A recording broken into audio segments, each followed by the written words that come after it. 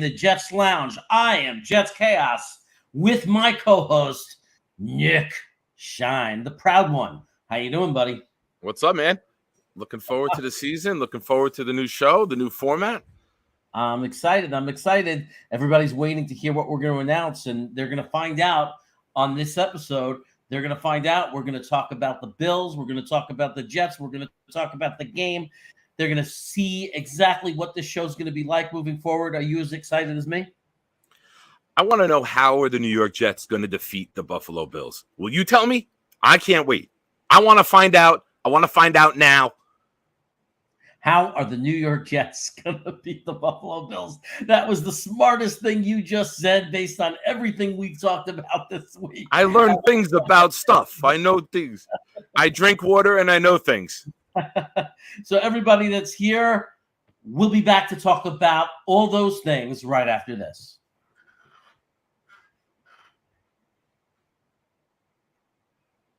Right after this. That was supposed to be a cue. And now, welcome to Pride and Chaos. Welcome to the darkest year of our adventures.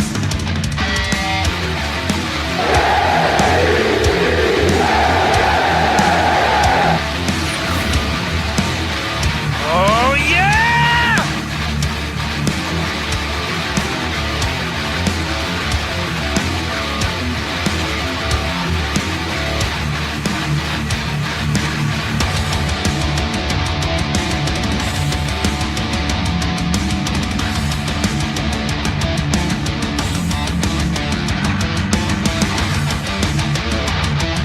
And now, give it up for Jeremy and Nick.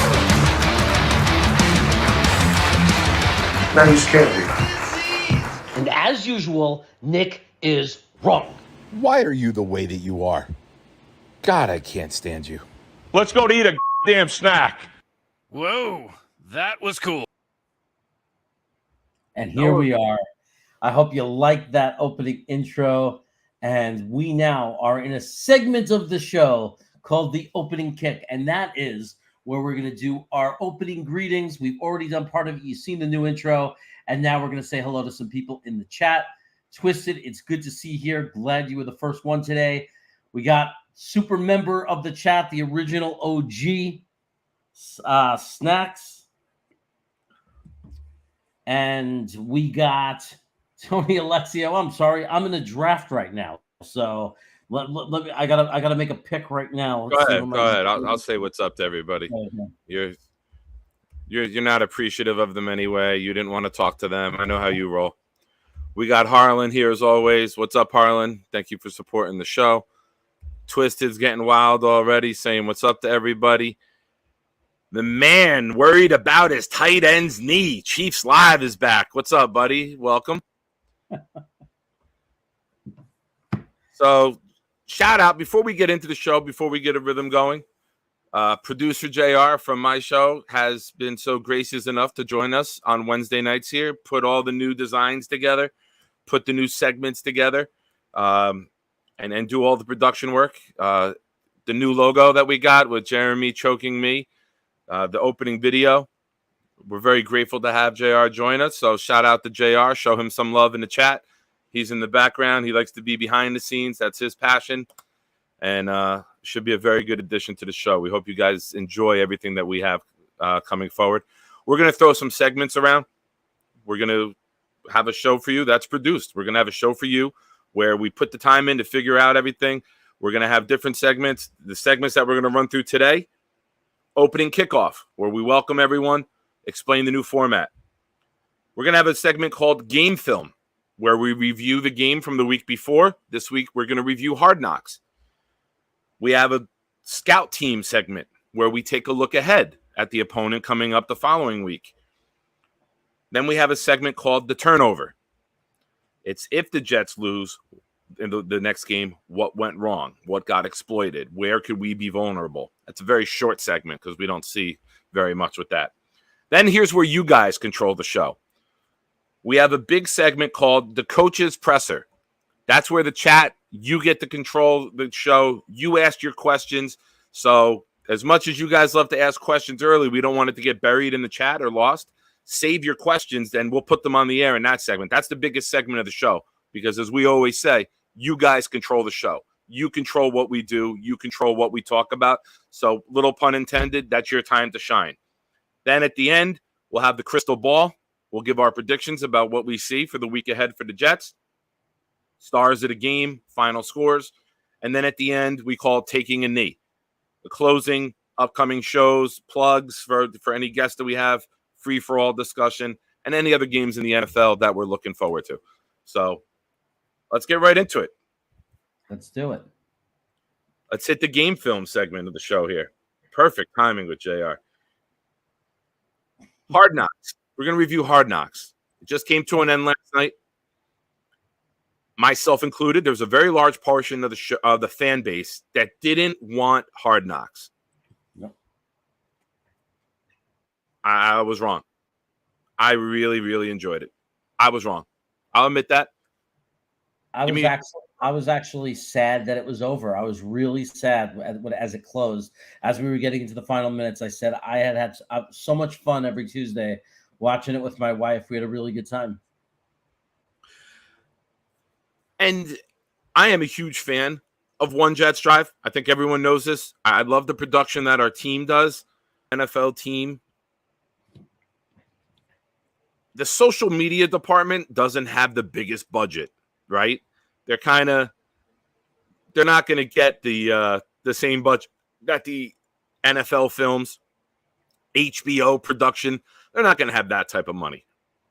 So I really enjoyed it. I love that it was a little different from One Jet Drive because I think something that we've said throughout the offseason and we've said leading up to this, with the season we all expect to have, when a lot of us expect to be the last team standing, we all want as much content as we can get on our team, right? We want it all. We want to be able to look back. We want to be able to detail every single aspect of this team. I thought it was really cool the way the Jets put their foot down and said to the NFL films, we're not going to show guys getting cut. I thought that was great. I thought that showed the culture of our team and our front office and our organization as a whole. Yeah. I'm a little plug here because you know my name. I'm proud of my team. I'm proud of them off the field. I'm proud of the way that the front office conducts itself. I'm proud of our coaching staff. I'm very proud to be a Jet fan. And when I started this name and this channel and that Facebook group in 2019, it was dark days. Yeah.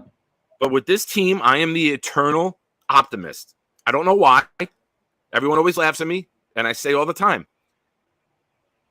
I am absolute. This is the most optimistic part of my life, and they've given me zero reason to be. But I knew days like this would be coming. I love that they showed the guys making the team. I love that they teased it, that it was going to be a cut, and they showed the positive side. And they put a little glimpse of guys walking out the doors with their garbage bags, with their stuff. We saw Tanzel Smart walk out the door, who then we all know returned and is part of the practice squad and a very beloved player. Him, his wife, and child had a nice little role in the show. I enjoyed it. I really, really enjoyed it. And I thought it complemented One Jets Drive really well. I'm sure that these directors and producers work together to make sure it wasn't duplicated, right? If you're HBO and you're going on Tuesday night after One Jet Drive Monday night, you don't want to play the same shit that you just saw the night before, right? Because then people are going to be like, I could see this. And something that was really cool that came out yesterday, the highest rated, most viewed show in Hard Knocks history was the first episode with this New York Jet team. So all the haters, everyone who's bashing us, they want to know what we're about, right? You learn about your opponent. Why do you think I know so much about you? You learn about people that you can't stand so you can bash them.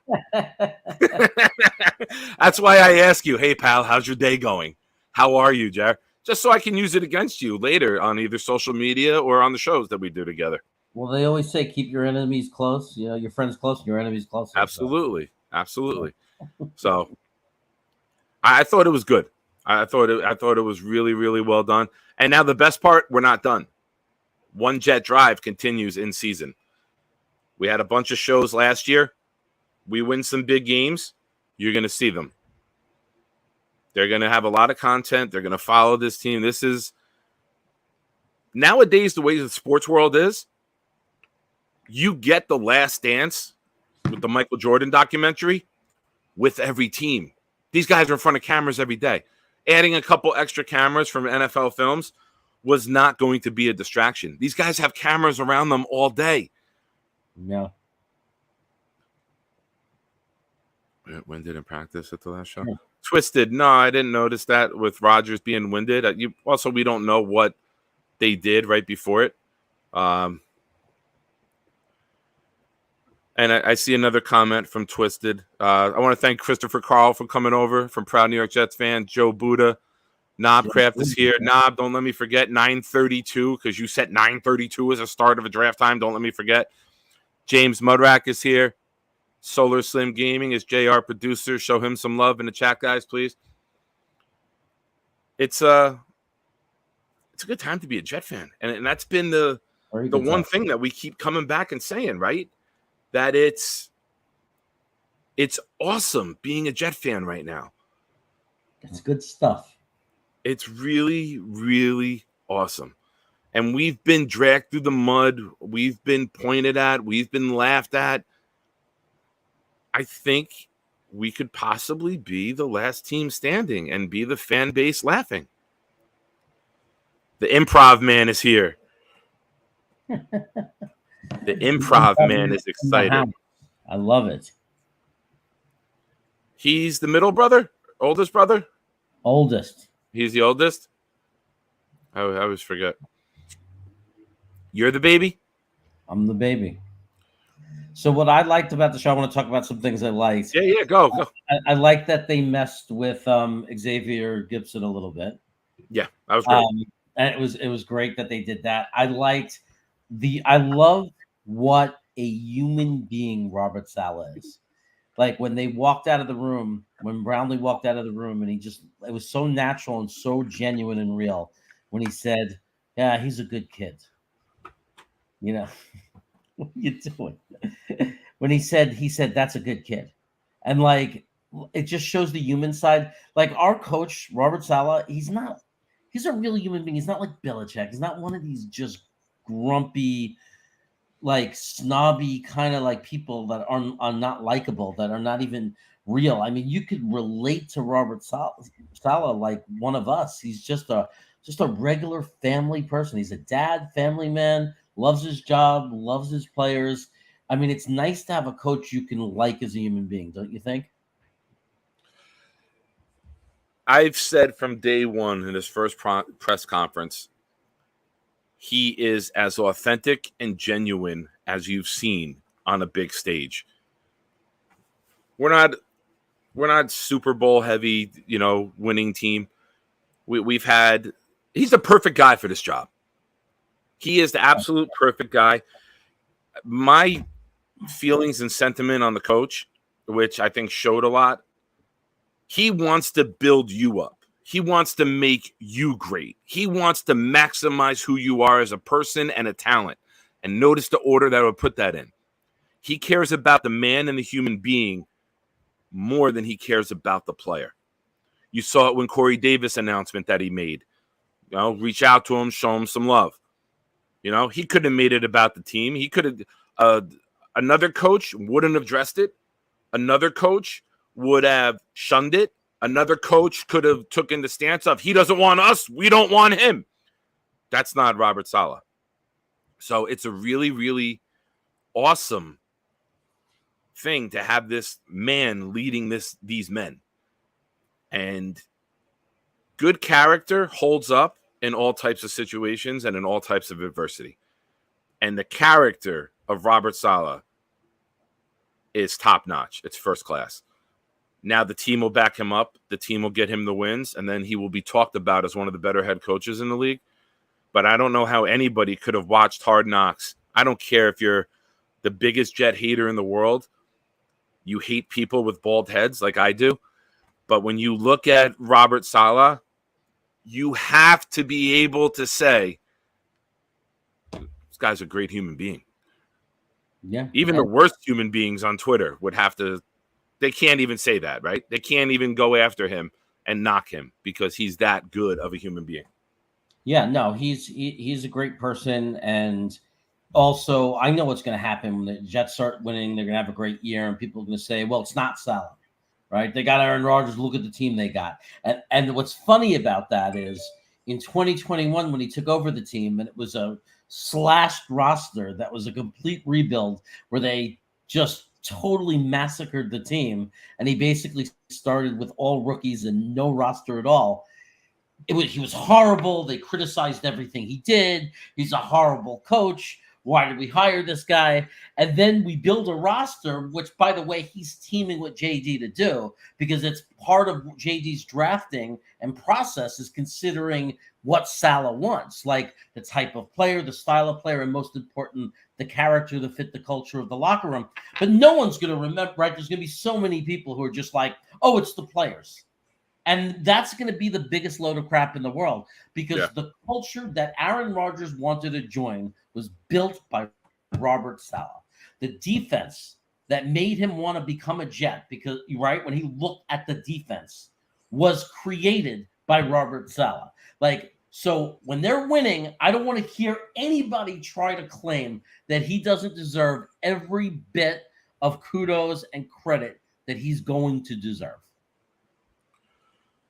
Yeah. I really love that Joe Douglas didn't have a role in it. You know, they didn't want to do that side of it. You know, you've seen a lot where I remember the Ravens. It was Brian Billick and Ozzie were on a lot and making on the phone in the back, and you heard them breaking down players. And you didn't see that because the Jets didn't allow the mounted cameras in their offices, right? So I love that he had a very small role. And it's wild that he was the Turk. Did you see that clip? He was the Turk, which is one of the lower front office guys who had to go knock on the dorm doors to get players, for cuts and things like that, with the Ravens way back. So it's cool to see his progression through the ranks of the NFL, right? To watch him come up. Absolutely. Is it Monday? Yeah, so I mean, all in all, is it Monday yet, bro? Is it Monday yet? It's like all I can think about is this game. But all in all, yeah, I mean, I remember everybody was so anti Hard Knocks, and I was quiet about it because secretly I was just excited because I can't get enough content, you know, and I was just excited about seeing it and seeing more of our Jets behind the scenes. And it kind of flew by really, really fast. It was really exciting that I think a lot of people around the country watched that show and start rooting for the team from that show as their second team. Unless it's a division rival, you know, you start to care about the players. And I think that the way we came off probably generated a lot of people who are going to be pulling for the New York Jets, because let's face it. And they may never admit it. They may never admit it publicly, but inside there's that little part of them, right? That'd be like, I don't hate that team. Yeah, because I mean, how do you hate them? Robert Saleh is like, he's like the coach of Detroit. I mean, like, there's no way to hate him. He's a really cool dude. He's a dude. Like, you'd want to have a beer with him. You'd want to hang out with him. You'd want to know him. And then when you like a player like Sauce Gardner, a player like Garrett Wilson, there's literally nothing not to like. Nothing. Quinnen. Who in the world could hate Quinnen Williams? What can you say about Quinnen Williams that's bad? Nothing. You can't. I can find negative in anything. You know me. I can pick on anyone instantaneously. I can find something and I can nitpick at it and expose a character flaw. The New York Jets are filled with lovable human beings. Michael Clement, oh, he showed up with a bat. Well, who does he think he is? That's who he is. He's not selling himself to Hard Knocks, as we had to hear about that. He did it last year without Hard Knocks. He showed up with no shirt on. We all said, how's he going to top it this year? He shows up with Lucille. That was absolutely crazy what he did. Great. I mean, I love the double take that we got. I love the double look that we got. I love the viewers got to see, because let's be real. There's not every Jet fan watches YouTube. Not every Jet fan goes and gets content on a daily basis like the awesome people who are watching us right now and all the others. You know, people hop on every night. You go on any of the shows. You go on Green Bean Show. You go O'Leary's, Buffalo Jet Band, whoever.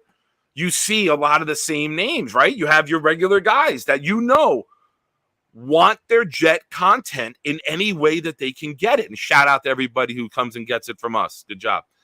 But there's a lot of people who are getting their first look. There's a lot of people that once the Jet season over, they shut the switch off of being a fan. They'll wait for next year. They don't even know who we drafted, but they go to the games and then they'll give the tickets away when the team is bad. Even they are excited. Even the fan, the casual fan, the low-level fan, not the super fans like all of us are who talk about this team in the dead of February when nothing's going on. Those fans are looking at this team saying, I know I've been through a lot in 50, 60 years, but maybe. The best part about this team, nobody wants to let the man next to them down, Jer. Yeah. Nobody wants to be the guy that disappoints his brothers, his coaches, the organization, the fan base. Everything that we've heard JD and Salah say for years. We're going to build a team of guys who love football. We're going to build a team of guys who are passionate about this, who eat, sleep, breathe it. That's these guys. Sauce Gardner never had a drink. Young, rich kid in New York, becoming famous, becoming one of the faces of football as a marketing tool. Never had a drink. Great character off the field, right? I've had enough for him. He doesn't need any. You look at Garrett Wilson, constantly learning about his craft. Or I'm sorry, MJ. We're going to call Garrett Wilson MJ now after what we saw last night, right? With the dance moves. Randall Cobb said he looked like Michael Jackson when he arches his back and moves. Well, my favorite part, that was amazing. That was hysterical. That was good stuff. That Cobb did. It was hysterical. But they were still talking about this play that they saw. It was a good time. I loved when they were in the theater and John Franklin Myers asked Tenzel Smart. He said, "Are they gonna sing, or are they just gonna play Michael Jackson music in the background?" And Tenzel Smart made a smirk and said, "They're gonna sing." Like, he didn't know. He's so like it's so funny. They're so out of their element. And it's like, like he doesn't know. Like he didn't know that when you go to a musical on Broadway, they sing. Yeah. It was great. And we got to remember too, like, I'm spoiled. A lot of our fans are spoiled. We've grown up in the shadows of New York City. Yeah. We've grown up a train ride away from Midtown Manhattan. A lot of these guys have grown up all around the country where the biggest thing in town is the diner. Yeah. They haven't had access to all of the culture and entertainment that New York City brings. I love that the team went together. A couple years ago, I was doing Uber and I saw all the buses for the Jets pulling into Topgolf on Route 1 in Edison, where we went last year when you came out. And I was telling you that Gase took Le'Veon Bell, Jamal Adams, that team was there. They've done bowling back when Muhammad Wilkerson was on the team. He grew up in Linden, New Jersey, 2 towns up from me. They did a bowling charity thing as a team over there. They've always done fun things. I thought it was really cool that this team did that. It's different, right? It's different, and it's cool to see them bonding, loving, and caring about one another on and off the field. And trying to grow each other as human beings and not just players. And to put a cap on this segment, I thought that was the beauty of Hard Knocks and One Jet Drive. It is not just on the field. we got a lot of guys that we can love, respect, and appreciate off the field as well. Yeah. It's more fun to root for a team of guys you like as a person. Like, like as a fan, sometimes you have no choice. I mean, like, I grew up a baseball fan. There were New York Mets. It was so hard because I was like, man, I hate this guy. What a waste of, why does he have to be such a crappy person? But like, that's your team. So what are you going to do? They're wearing your uniform. You got to root for them. It's so much better when you could wear their, whether you wear their jersey or whether you scream their name and you're chanting their name and you're yelling and you love them and you want their autograph and you're yelling from them if you could see them and meet them when they're really good people and it's genuine. Like, it's not just what they do on the field. Like, thank you for bringing what you bring. And like, there's so many players on our team that I appreciate for those reasons. Like, like even guys we don't mention as much, like CJ Mosley, what a character, what a great human being. What a quality person. And there's just so many of them. Lakin Tomlinson may have had an off season on the field as an athlete, but Lakin Tomlinson is an amazing human being. Absolutely. It's impossible not to respect him. Yeah. All right. So that's our recap. That concludes our game film. Now we move on to the scout team. You just said something that made my ears pop up. You talked about having a team that we love. Let's talk about a team that we don't love now. Let's talk about the Buffalo Bills. We respect them. They are a high caliber NFL team. And we're going to review them right now. And things that they could do well, things that we could do well, and areas that we can expose them, and areas that they might be able to expose us in. So this is called the Scout Team segment. This is where we're looking ahead. Yeah, looking ahead at the Buffalo. Go ahead. Let me give you some music. Dun dun. Okay, now we can start. Do you know what song has been beaten in my head since? Oh, I'm going to give a little breaking news here. Is that okay if I break news on the show? If it's breaking news, then you got to give it. Breaking news. We have to. For those of you that know the issues I've had off the field, outside of the YouTube world, with waiting for my removed toe hole to close, I was told on Friday morning to bring a sneaker to the hospital, and I will be able to walk out of the hospital on Friday. I have prayed for 2 months since June 30th that this is healed by September 11th, because I said there's no way in hell I can be sitting home in a bed that I've sat in, on a couch that I've sat on for the last several months, and not be there with my Jet family. I have been blessed enough to where I will be walking out of the hospital on Friday without crutches for the first time in 2 months, and I will be at the stadium. I was going to go to my tailgate spot. I called my cousin up. I'm like, I'm coming. I'll be there. And he's like, well, you got a ticket? I'm like, no. I'm like, I'll find a TV to watch in the parking lot. I'll go up to the stadium and watch it on the big board. I'm like, I'll just hang out with other people who don't go in. There's a lot of people that don't go in. They keep the big tailgates running during the game, the generator's going. So about 2 hours later, I get a call from another guy in the tailgate. He goes, don't worry about it. If you're there, we'll get you in one way or the other. I'm like, I can't. Woo. Chills down my spine. Thank you, JR. Perfect timing. Shout out again to producer JR in the back, hitting it at the right time. That's what she said. So I will be in the stadium Monday night. I cannot wait. That's awesome news. I was happy. I was just telling my brother, I was like, hey, the Kansas City Chief game, tailgate, Nick's going to probably be there. He's there almost every week. Oh, Philly. Oh, is he out for both? What? Is he here for a couple weeks? Is he doing both? I don't think he could do the Eagles. I think he can only do – I got to look at the games. He sent me the games that he'll be here for. I know that Kansas City is one of them. But so it won't be the pig roast, but I didn't know if you okay. I'll be there. Me and Nikki will be there for Sunday night for the Chiefs. Yeah, just to meet Lee and hang out and party. Yeah. No, we're going to that game, me and Nick. Oh, that's the game he wanted to go to for his birthday. Do you have your usual friends that tailgate with you going too? Yeah, we got our usual spot. We have our spot in that back corner where you came last year. Perfect. So there's oh, good, cool. So that's awesome. Yeah. My brother, Lee's gonna love that. It'll be good to meet him. Yeah. Careful. I mean, I don't like you that much. So this is Lee or Matt. I know Matt's watching now. either one of you want to step up and become my favorite Corvette, it's for the taking. Like it's not Jeremy is not locked in. I mean, I've watched some videos of him and his mom shopping. Sandy is number one right now, so it's up for the taking. So let's get back to the Bills. Yeah.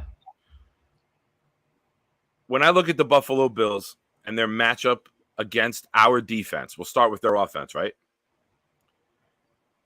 Josh Allen, out of the pocket. Josh Allen's arm strength. Josh Allen on the run. Now, there was a comment made earlier in the preseason that we've talked about, and we can get into that now a little bit. He said that they wanted to keep him in the pocket more, that he doesn't want to take that beating. The hits add up.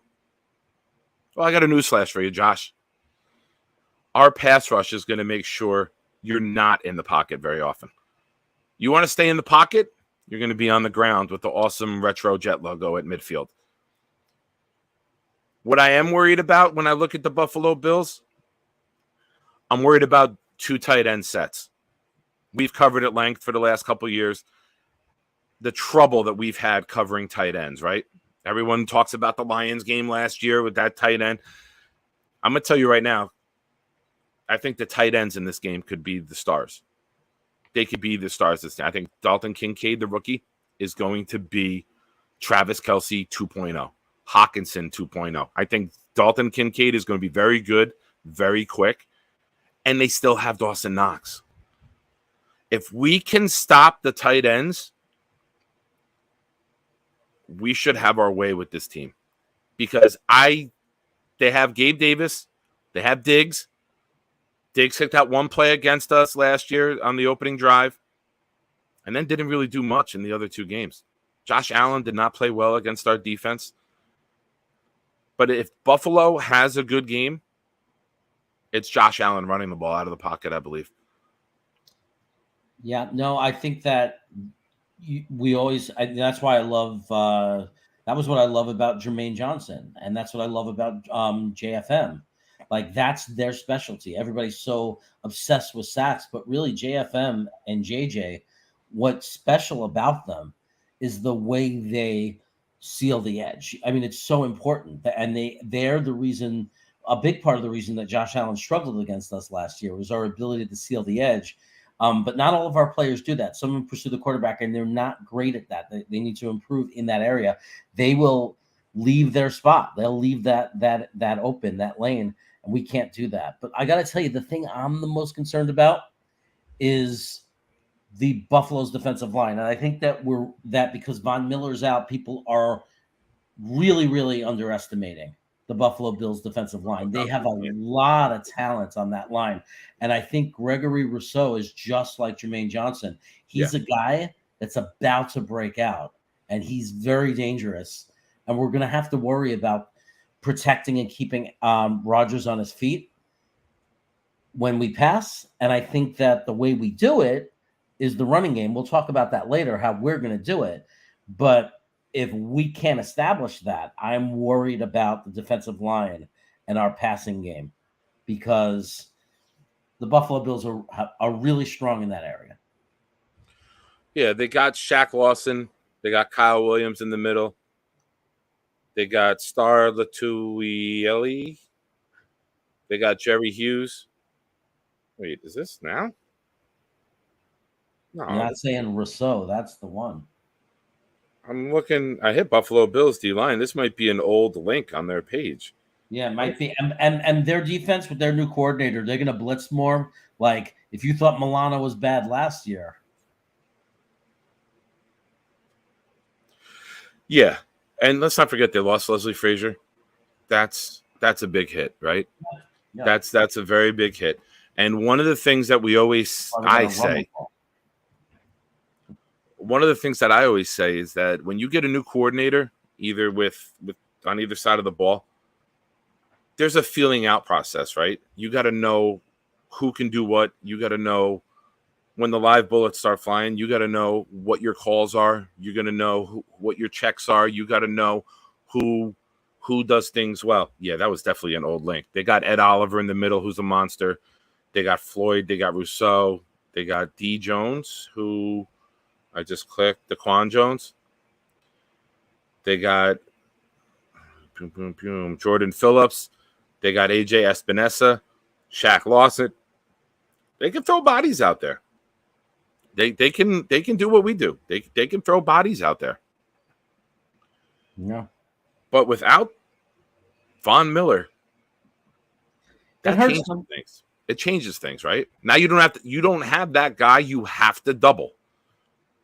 I was Right. worried about Von Miller's speed against Becton because Will McDonald gave Becton some issues in practices that we saw, right? That speed.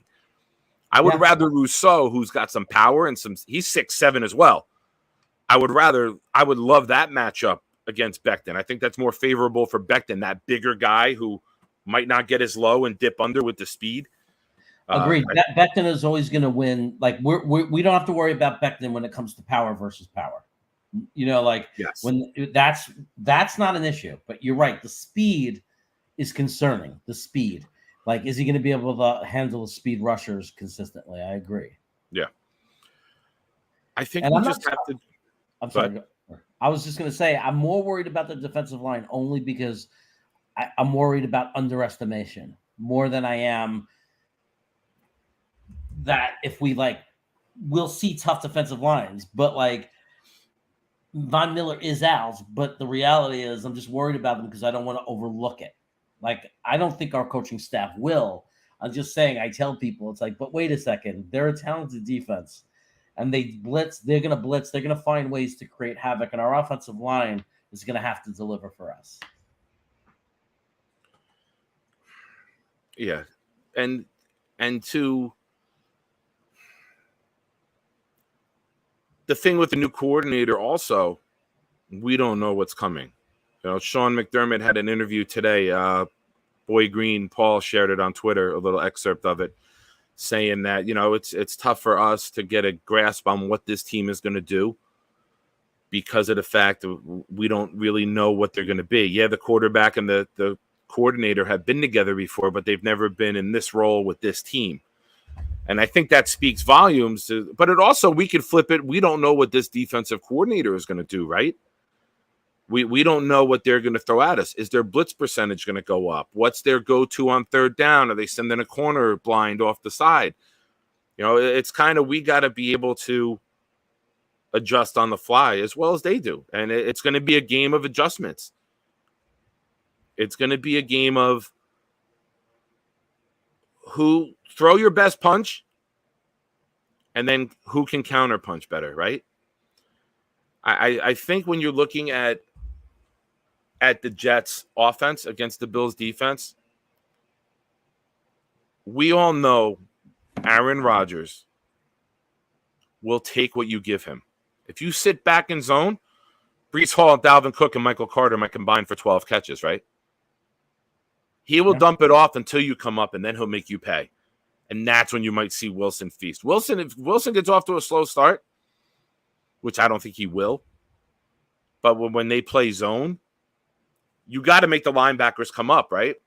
How do you do that? You get the tight end involved, you get the running backs in the flat, and then when you look that way, that's when you get Wilson over the middle. That's when those holes will open in the middle. You send Hardman deep, and you bring Wilson in underneath on a 12, 15-yard in, or then in and back out with Wilson's mobility. I think Wilson goes nuts. I think Wilson ends up with about 10 for 150. I really do. Yeah, I mean, look, that we're going to create matchup problems. We're going to be difficult to deal with our running backs, our running game, our weapons behind the backfield as receivers, our tight ends. We're going to be difficult to deal with, and you know, a lot of people you have to understand they're not stars. Like McCole might not be a guy that you can rely on as like an outside number one or number two receiver, but understand what McCole Hardman brings you, for example, is that you got Garrett Wilson on the field, you got Conklin on the field, you got Breece Hall or Cook on the field, and then you have a guy like Hardman. It starts to become a numbers game for the other team. Because the one thing we all know about Hardman is he's a jet. He's super fast. So yeah, and you use that, right? Making the adjustments to stop us, you open up the door for him to get behind their defense, and then it's over. I want to see stretch right all day.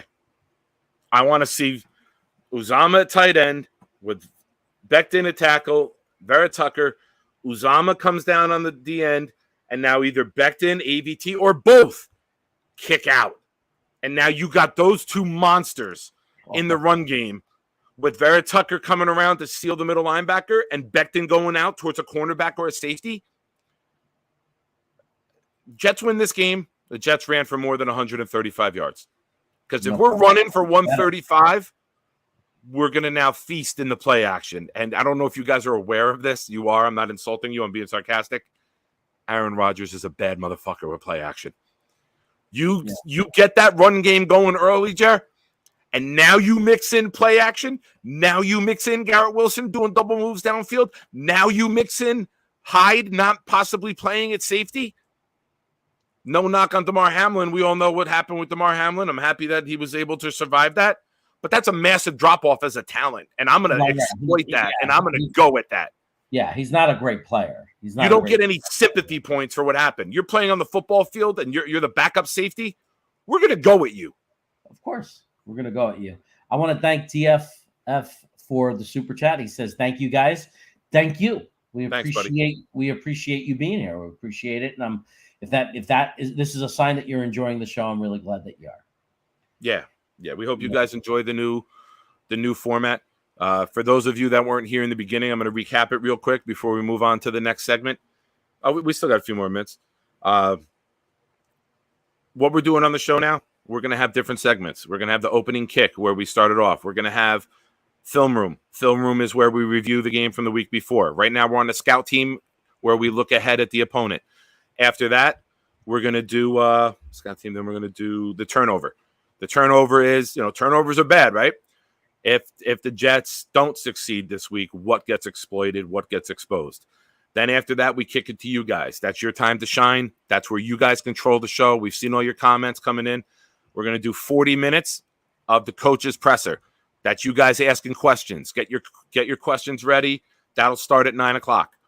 We'll do 40 minutes with you guys controlling the show because we all know you guys are very knowledgeable fans. You're smart fans, and you guys got a lot that you want to ask, and then we want to get as many of your questions up as we can. So, Jeremy, in closing, go ahead. I'm sorry. I just want to quickly thank Knobcraft, who just gifted 5 Jets Chaos memberships to people in the chat. So, Kay Yeti got it, Tony Alexio, Sean McAteer, Paul Klein, and Josh G, my wife, was gifted a membership to the channel. Nice. Thank you so much, Knobcraft. Hey, I wanted to ask you, I didn't mean to interrupt you. I'm sorry, but it's fine. I think because we have a lot of people here now and a lot of people missed at the beginning, I'm really excited about our new intro. Can we have JR play the intro again just to see? I just want to appreciate our producer and what he did for us. Absolutely. JR, play it whenever you're ready, brother. Cut us off and drop it whenever you can. And now, welcome to Pride and Chaos. Welcome to the darkest year of our adventures.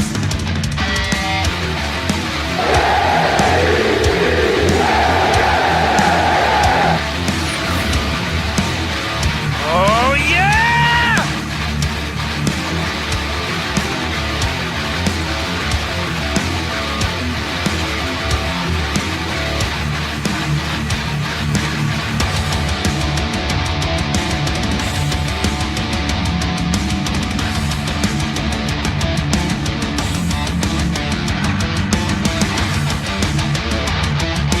And now, give it up for Jeremy and Nick.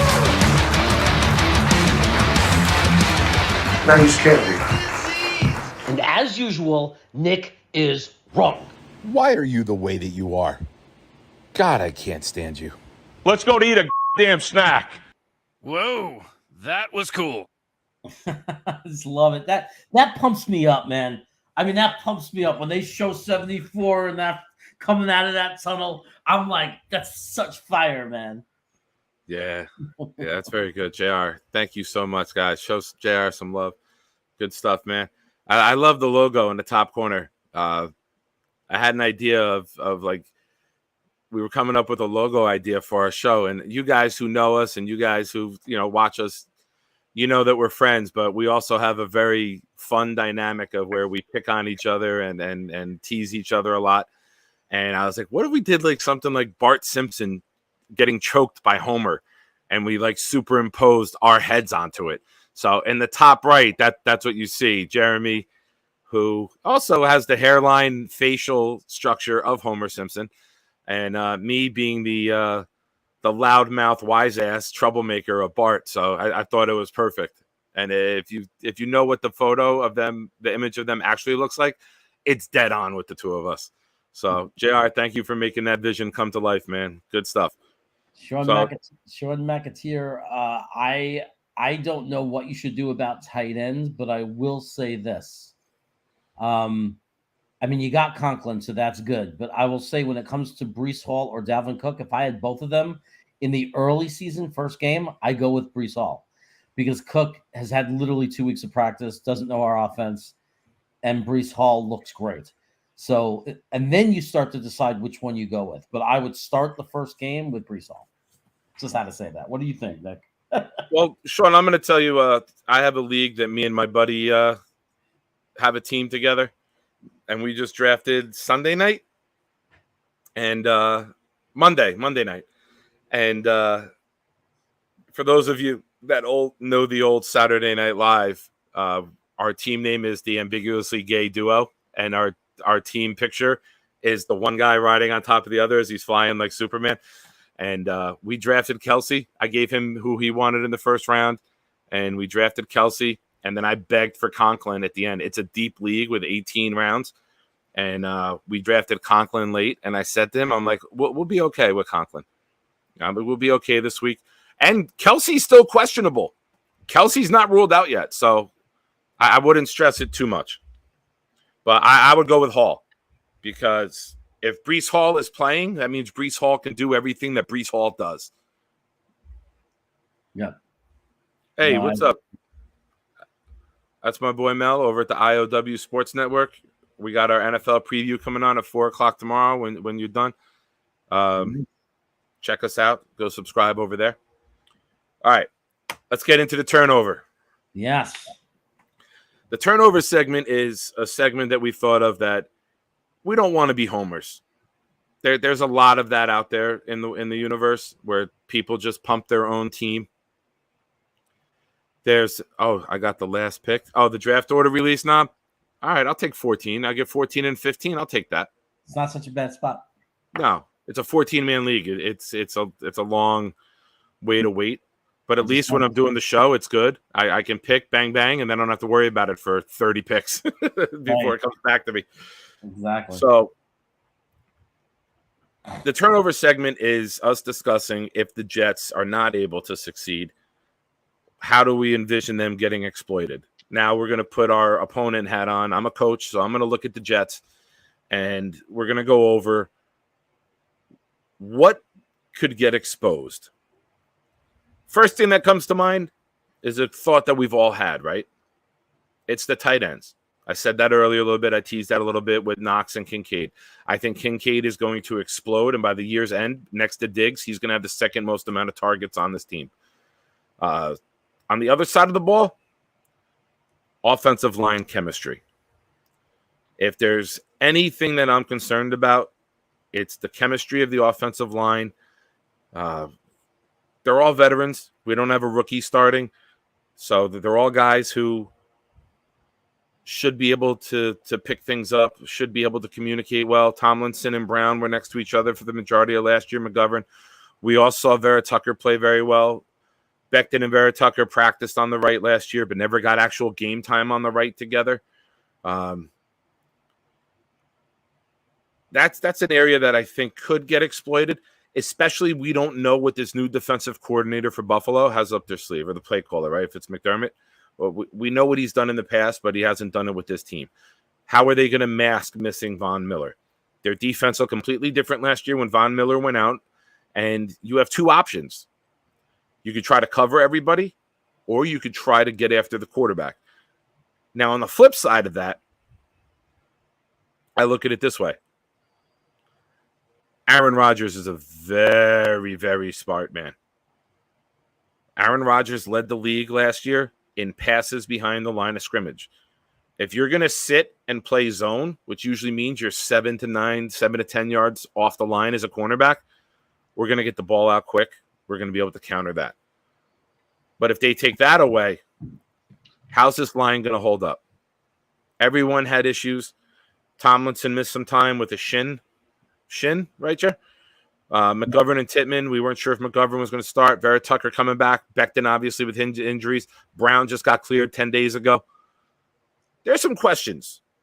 Well, I do want to say one of the things I'm very relieved about is that a lot of the injuries we had were not the soft tissue type of injuries. Like, Izzy, the running back, when it was his thigh. Like, we've been getting very lucky with the types of injuries because they're the types that heal and don't nag. One of the worst kind of injuries, and we're seeing it with Cooper Kupp, is a hamstring. People are like, oh, it's just a hamstring. And I don't know what people are talking about because hamstrings have ended baseball careers. I remember players with hamstring problems who they couldn't have careers. So they linger, right? They don't go away. They don't go away. It's really hard to recover from a hamstring injury. I'm not speaking from personal experience, but it's an alphabetical thing. Herpes and hamstrings last a really long time. I really do think that, and it's knock on wood, we've had maybe in my recent memory one of the best off seasons we ever had, and coming into the year. Yeah. To me, it's more about the question marks of just staying healthy, right? It's that worry. But Go ahead. We've been blessed. I'm gonna say it. I'm not pumping religion, but we've been blessed. We're knocking on wood. We've been blessed. I prayed for this nonstop. Sunday will be 6 months sober for me. Sundays for opening Sunday in the NFL were a party for me for 3-4 days. It would start Thursday. It would go through college football Sunday, Monday night. I'd call out of work. I used to work Tuesday to Saturday. I wouldn't be able to function come Tuesday. Mm-hmm. And I prayed for that. I prayed, Lord, let this team be healthy. I remember in January, we were playing Madden, and I told my buddy whose Madden it was, I need you to change the roster to put Aaron Rodgers on the Jets. He goes, what the hell are you talking about? I'm like, it's going to happen this offseason. I need you to put Aaron Rodgers on the Jets because I want to start playing with him now. I manifested that. Yes, I'm taking credit for that, everybody. We got Aaron Rodgers because I made him a Jet in Madden in January. Everything that is happening is good news. We're not used to this, right, Jeff? We're not used to this. Everybody got healthy on the line right in time. Right on time. Everybody came back. I think that was a little by design. Yeah. We didn't need Dwayne Brown at OTAs. We didn't need Becton earned it.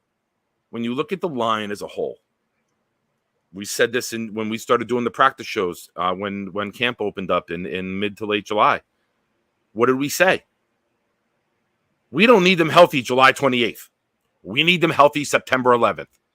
You saw it for those of you that follow the Jets on social media. Becton walked out today, looked at the camera. Week 1, we made it. Yeah, good for him. Yeah, I was critic about him. I said you can't put a lot of faith in him. He's got to earn it, right? He's got to earn the trust. Yeah. Now, when you're looking at the line, if we do win, you're not going to hear those names very often. You might see some really devastating blocking.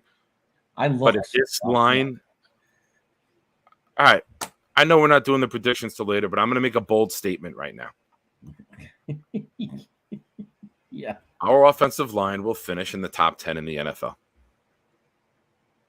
Well, I'm completely convinced. I will say this. If healthy, the potential is there. Because if Tomlinson gets back to his old form, a healthy Becton is one of the top tackles in the NFL. Dwayne Brown, before last year, was all pro. Was a Pro Bowler. So now he's healthy. So if he's got enough in the tank to be at his full potential. Yeah. And then you got AVT.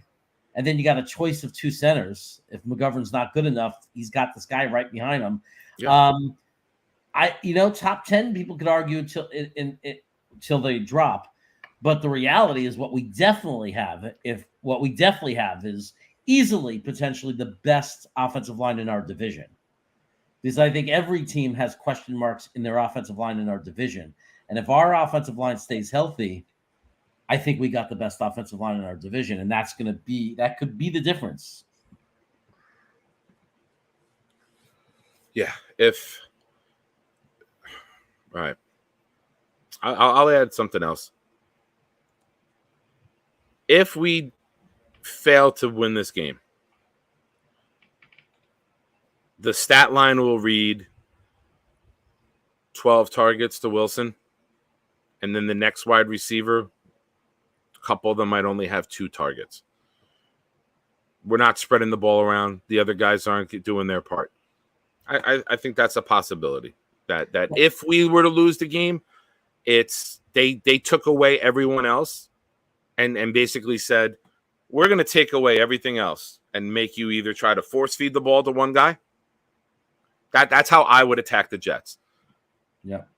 Well, the way I could see us losing the game is a combination of, I think we all know it, that if we didn't improve on the way we stopped the screen and they're able to use the tight end and screen to the run into Cook and their Cook, and if they're able to execute and just grind us down with the short game and we can't get off the field, if we go back into that problem of not being able to get off the field, that could be a reason why if we lost the game, that we'd look back and see why we lost the game. We couldn't get off the field. We couldn't stop on third down.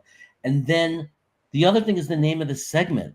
And you always got to factor that as a possibility of why you could lose a game. And that's the turnovers.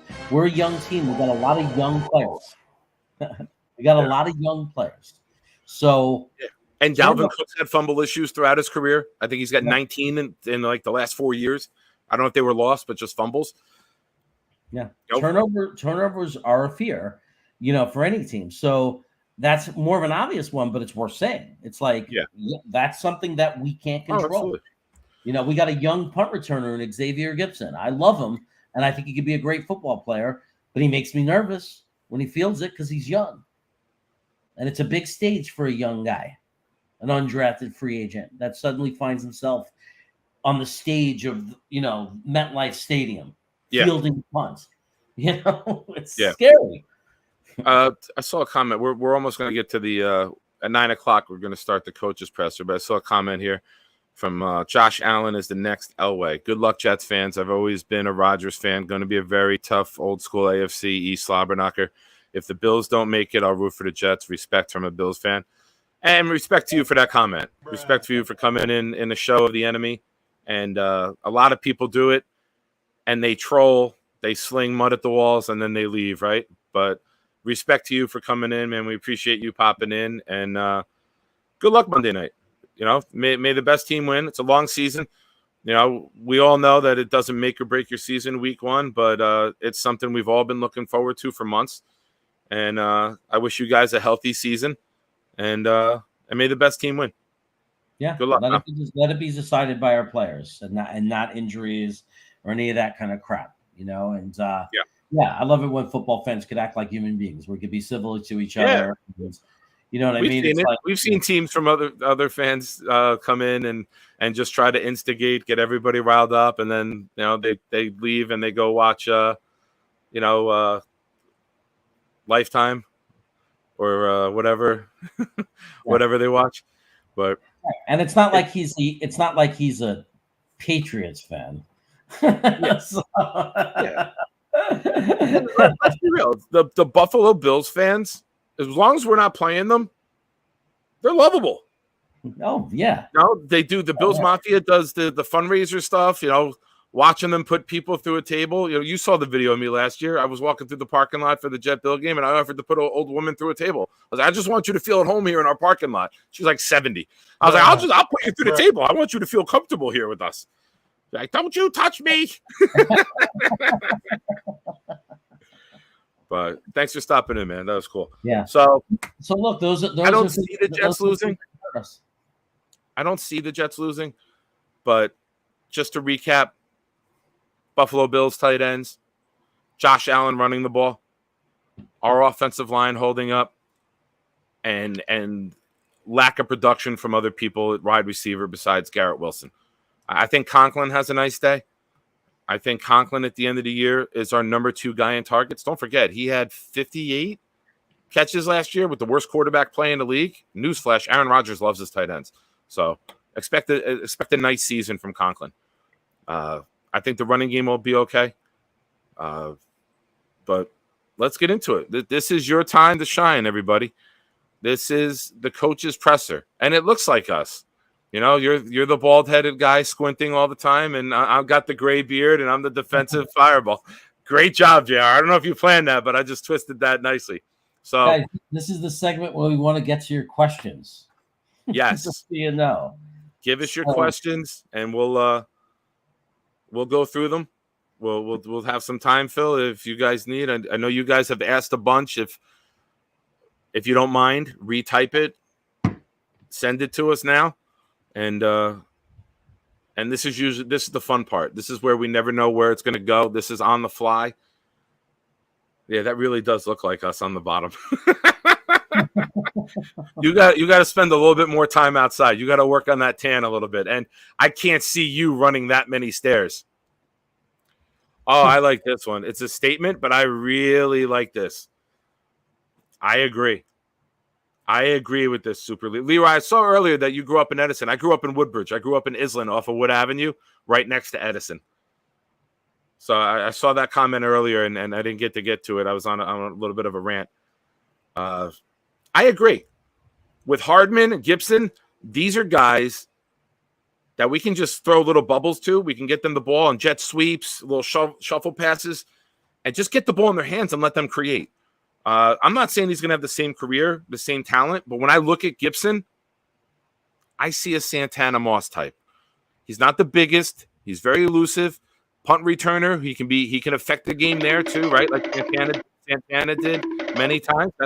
That'll be him returning the ball tomorrow, Monday night. Tomorrow. You see where I'm at? I can't wait. Yeah, So, I think. Go ahead. I think that Xavier Gibson is an excellent football player that was very raw when he came into camp. And I think that people have different experiences, different levels of coaching. But I don't think he's this. You know, a lot of people say, well, he wasn't drafted for a reason. He wasn't drafted because he wasn't put in a good situation. He didn't have a good opportunity. Things didn't fall his way.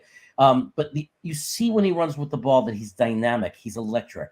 If his life goes a different way, he goes to a different school, finds that correct coach, is utilized the right way, is put in the best system, you don't know where he would have ended up or where he could have been drafted.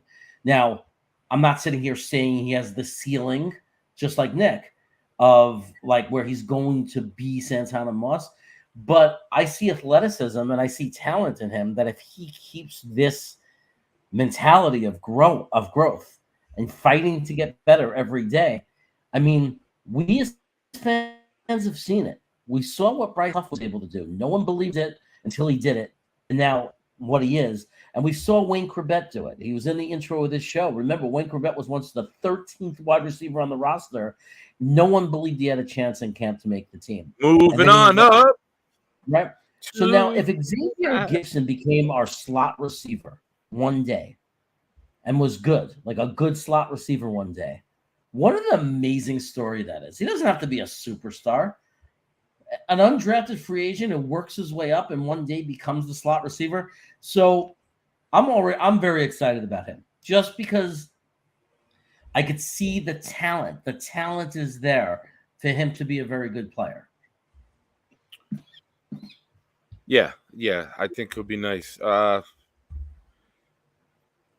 saw this. Pete, we are going to do our predictions during the crystal ball segment after this. After at 9:40, we'll do the coach's presser till then with you guys asking us questions, and then we're going to get into the game predictions. So hopefully you have time to stick around, and we'll get to that then. Gibson's going to be a good return. Absolutely. All right, Tony. Due diligence. Yeah. An expression that gets thrown out there a lot, which I think is the most incorrect statement in all of football. When you cut down to 53 and everybody says the final 53. No, it's the initial 53. Because in the NFL, that 53 will change week to week. There's not many teams that have the same 53 multiple weeks in a row. There's injuries, there's performance failure. Other guys become available. Practice squad guys will get elevated through hard work. I don't want Joe Douglas sitting on his ass. I like that they brought in a couple guys. It means that it also sends a message to the locker room. We have 3 undrafted receivers. So you look at it as, hey, all right, we made it. We made the initial. If I want to be on the final, if I want to be on the sideline in Vegas in February when this rest of this team is there, I can't sit on my laurels. I got to keep grinding. I got to keep working. I got to keep improving. I got to find ways to get better every play, every day. So I had a tweet pulled up. Tom Palacero says, the Jets aren't signing Kenny Galladay at this time. Others in the workout included former Ravens quarterback Anthony Brown, running back Ellis Merriweather, and wide receivers James Prochet and Jeff Smith. So Jeff Smith. We should all want that.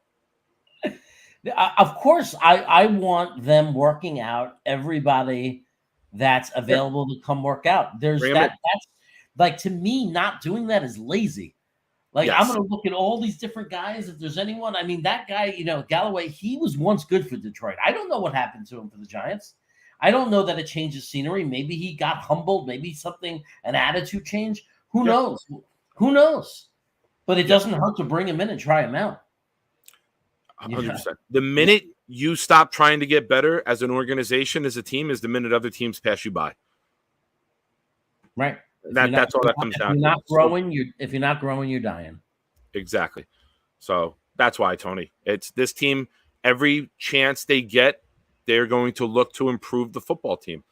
And you saw nobody got signed as of now, so they don't think they had anybody who can improve the football team. So you'll see more of that. They'll bring guys in. Every Monday there might be guys in for workouts. Yeah. I love that we signed that tackle. Who's like 6'7". He's just a bunch of raw talents, I like this. Yeah. Coach, who do you think the Jets deploy on Bills pass catchers? Diggs, Davis, Knox, Kincaid, Good Pride, and Chaos Stream. Thanks, GVH. Well, you're a loyal viewer. Thank you. Well, people go ahead. You want to lead off? Yeah. I mean, I just want to people have to realize and remember that our style, and I'm not saying we don't change it at all, but our general approach is we don't assign guys to guys. We play a zone, and Sauce Gardner has a part of the field that he's going to try to take away. If they decide to put Diggs only against Reed on the other side, then that's what they're going to do. And then we can make the decision of how much help, if he's going to need help, is he going to need a safety? What is he going to need? But we don't really assign that. We play a zone. And in passing situations, you might see a 2-5 where we have, we increase, obviously, because you'll have, what's his face? You're going to have Michael Hall II on the field with the 2 safeties and the 2 corners. And then in running situations, sometimes we go with the linebacker and the extra linebacker, which is Sherwood, which we know he's a great tackler. And sometimes they're going to, on a running type down, they're going to pass the ball. And that's why you want a versatile athlete like Sherwood, who used to be a safety, who could, has some experience in coverage. But, I mean, the way I see it is we're just going to play our defense, and our defense is a zone defense. Yeah, they'll mix some man coverage in. I think it's going to depend on certain points of the game and what the Jets and Ulbricht's game plan is. Reed did very good against Diggs last year. Let's not forget that. So let's not think that we need Sauce to mirror Diggs. Sauce is mostly left cornerback on the left side of our defense, right side of the offense. But he does go on the other side of the field occasionally too. So, but he's primarily, I think, a higher percentage of his snaps are from the left corner, but he did go over to right. I just watched the Bills game where we beat them last year again the other day before Jeremy and I went on my channel, and you saw a mixture of it. Now, how they decide to bracket the tight ends, how they decide to, I think Sherwood steps in here nicely. I think you can see Quincy in on rundowns, and then Sherwood start to come in a little more on pass downs. I'm very That's one of the aspects of the team that I'm looking forward to see how they manage the snap counts, right? Is with Quincy and Sherwood. There's not many times in the NFL nowadays where in our 4-3, it's a lot of 4-2, because you got the nickel package out on the field a lot. But if they're going double tight end, I expect to see 3 linebackers a lot more than we have seen in the past, and I expect them to do a lot of packages with Knox and Kincaid together, and it's a very good tight end room that they have. They have James Cook out of the backfield too. Damian Harris isn't much of a pass catcher, but short downs, Damian Harris has shown in New England he can get in the end zone, and he can convert those short down yardage where now you don't need to run Josh Allen as much anymore because you have a veteran runner who can get the short yardage. So Joe Buddha comes in and says, do you think we'll have Adams or Evans by the trade deadline, especially with Rodgers taking that big pay cut? Okay, so here's what I think about this. I think that Rodgers definitely took a pay cut and freed up some space and flexibility for us to make a big mid-season move or early season move. There's no question about that. We are in a situation where that can happen. I do feel, though, that these kind of trades are rare. Like, there are things that you hope happen, but understand the bigger possibility is that neither will happen. Like, if you went by probability, considering there are 31 teams and some teams that have a lot more draft picks that they can offer, it's probable, and whether both these teams are actually going to be wanting to trade these guys, it's more probable that it's not going to be available to us. Now, if we had a choice, I don't think there's a question that we want Davante Adams on this team. Like, I don't think it's a question. I have nothing against Michael Evans, but Davante Adams on this team with Garrett Wilson, it's over. It's over. Like, I honestly, we'd have to try to lose at that. But I have no way. To me, we're the automatic favorite to win the Super Bowl. I cannot see anybody claiming otherwise. We would be ridiculous if you somehow stuck Davante Adams on that roster with Garrett Wilson. It would be lights out. I'm going to take another approach to this. And for those of you that do follow me on Twitter, you may have seen me engage in this. And those of you that don't, Nick Shine, also proud NYJ fans, I do not want Mike Evans at all. I think Mike Evans is one of the most overrated players. He's had 5 seasons of 1,051 yards or less, which is only an average of 63 yards a game. He's had health, so he's played a lot. He's only had 2 seasons over 80 catches. Yes, he's gotten the end zone a lot. Yes, he's been able to score touchdowns. But I believe Mike Evans is part of that old school Brandon Marshall, Andre Johnson, Calvin Johnson, big physical guys at wide receiver. We don't see that much anymore. The whole new generation of wide receivers is trending towards guys with amazing footwork and guys who can spin cornerbacks like a top with multiple moves.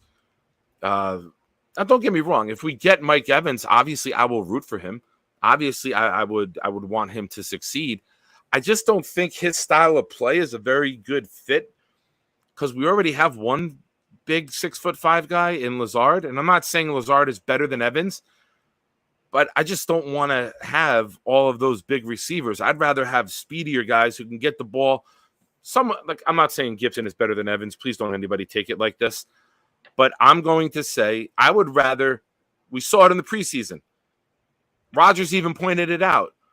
Gibson caught the ball short of the first down marker, made the first guy miss, and was able to get it. Nowadays in the NFL, they're going to get to the quarterback and try to take away from you throwing the ball downfield.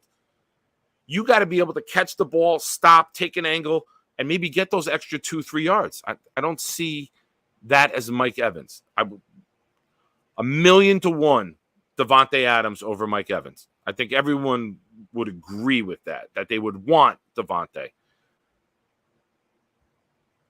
I'll root for Evans if we get him. I just don't think it's going to be a good fit. And I think people are going to be disappointed. And I think a guy who's been a number one wide receiver on a team for a decade and only has 2 80-catch seasons. He has 82, and I think one year he had 94 or 96.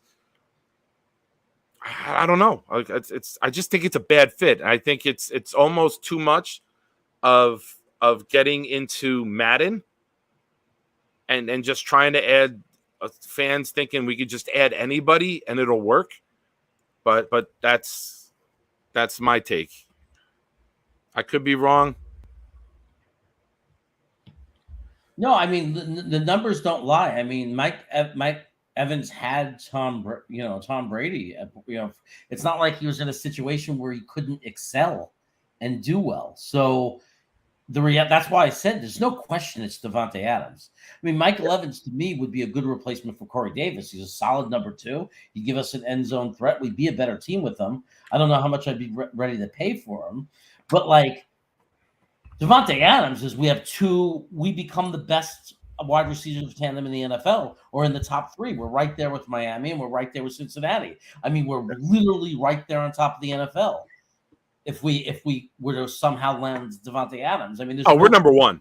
We're number 1. We'd have 2. I'm saying it right now. We are number 1. The number 1 duo. We're better than Waddle and Hill. You know that Adams already has the chemistry with Rodgers, so there's no bullshit learning curve, period. It would be the number 1 and 2 punch in the NFL. How do you cover that? You'd have to double cover both. And that's when Conklin goes for 85 catches, right? Because you're double covering those guys. It would be. What about that? That means you're pulling out the safeties. That means our running backs would go crazy. It would be unfair. Let's hope it happens. Did we sign the D tackle from the XFL? I think you're talking about Hector. He had the strip sack, right? And the recovery. I don't think I saw him on the practice squad, right? I don't think he made the practice squad. I don't think he made the practice squad. And I didn't hear of him being picked up anywhere else, so I don't think we did, Tony. I don't think we definitely didn't. That's the question. Committee. To me, that was the big loss with Corey Davis. I know, like when healthy, I know how you felt about it, Nick. We're still it's not a major needle mover. But I think we feel the loss of Corey Davis a lot more if Garrett Wilson gets hurt. That's my opinion. I don't even want to talk about that. I don't even. I'm all about manifestation lately, man. Let's hope we don't ever have to get to that bridge. Forget even crossing it. Let's hope that bridge never even gets in sight. Let's hope that it stays status quo and this kid goes on to have a record-breaking New York Jets season. I'm on record as 123 catches, 1,669 yards, and 14 touchdowns. And I will be completely honest with you. I think I might be underselling it. Everything we've seen, all the footage that we've seen, you got to get better lighting if you're going to do the backdrop. But I do like it. Do you know you mirror. Oh, wait. You mirror. I got to mirror my image. Hold on. Wait, does lighting help? The lighting will help. Is that better? Boom. Oh, man. So everyone was seeing my logo backwards the whole time. There we go. All right. I mirrored it. Now I had it on mirror. So my Jet logo was backwards and I never realized it. I didn't realize it. I think that you're wrong. I think we see it fine. It's how you see it. You're controlling how you see it. Everybody sees it the right way. It didn't change. I promise you. You're good. Yours looks just like mine. No, mine was like this. It was different. I just changed it.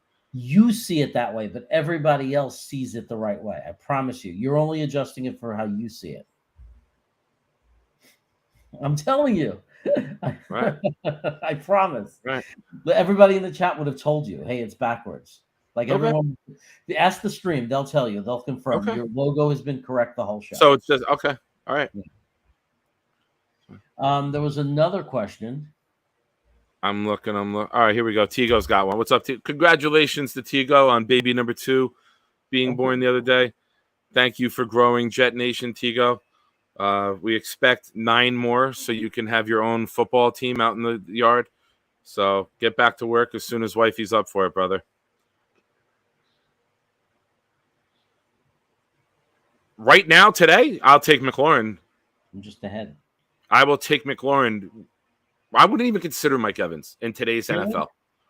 Yeah, I but wouldn't. Isn't McLaurin worse? I mean, as far statistically, he has an excuse. He was in Washington. Who's He's been in Washington. His quarterbacks have been Carson Wentz, Heineke. Like, I think McLaurin is a great talent. I think with a good quarterback and a good system, I think McLaurin could be very, very good. I would love Terry McLaurin as a number 2. Like, I definitely would take him over Evans. I don't think it's a question. Yes, Mike Evans has the better resume, but Terry McLaurin as a talent, give me Terry McLaurin. That's a guy who could fit this scheme fantastically. That's a guy who could do catch and run. That's what this scheme is about. The quarterback getting the ball out on time and these guys creating with the ball in their hands. Yeah, I don't know, man. But look, one has played with Tom Brady in a very potent offense and should have excelled. And he only had 6 touchdowns last year with Tom Brady. Right, and the other has not. But I will say this: that just to play devil's advocate, just to play both sides. Go ahead. Garrett Wilson had the 32nd best quarterback play in the NFL. Horrible quarterback play, and he got over 1,000 yards and 83 receptions. How come Scary Terry couldn't do that? You're right. It is just how I see it. It was eating at me. I know. I can't do it. That's me. Yeah. If I'm running the Jets, I'm not looking into Mike Evans. And people could disagree, and that's the fun of doing this, is getting everyone's views and takes. But I don't know. I'll root for him if we get him. I just don't think. I think you're trying to make a guy do what he doesn't really do.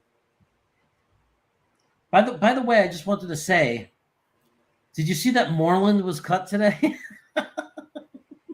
Am I ever wrong about anything on this team? Who got cut? Am I ever wrong? Who got cut? Moreland. I don't know, some injury thing. They cut him and did some injury contract. I don't know what the process is, but he was cut. Okay. No, I didn't see that. Yeah, and I've said that the whole time. I said this guy is garbage. What lunatic would ever consider cutting Bryce Hall and keeping this guy Moreland, who can't cover a freaking fish with a giant net if the fish was laying right in front of him? I just made that analogy up. I thought that was pretty good. You know what you look like right now, Jer? What? You look like Michael J. Fox when the photo starts to fade, when they change the past. I think he had that color shirt on in the photo. Stop. And when like his arm starts to fade, and he has like that color vest on. That's what it is. And that his arm starts to like fade in the picture. When you want to do the backdrop, you got to have the good lighting. Yeah. Let's see what else we got here. The bottom line is you don't settle with someone to get them off the salary cap if you like them or value them at all. You know what I mean? If you value them as a player. So he's garbage. He's gone. Thank God.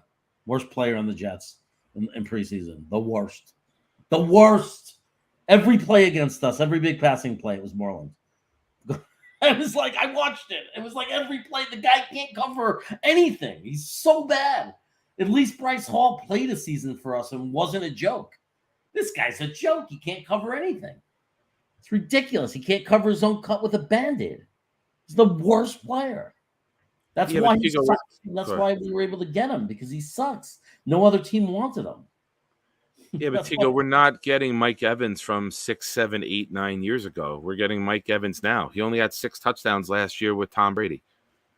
He's only had 280 catch seasons. I think McLaurin hasn't hit his prime yet. I would rather take that guy. If you're giving me the option of which one of the two to take, I'm taking McLaurin easily. I think he's he's quicker. I think he would fit really nicely with Aaron Rodgers and how he likes to distribute the ball. And I don't see that with Evans. Like Evans, I don't know. I can't. That's just me.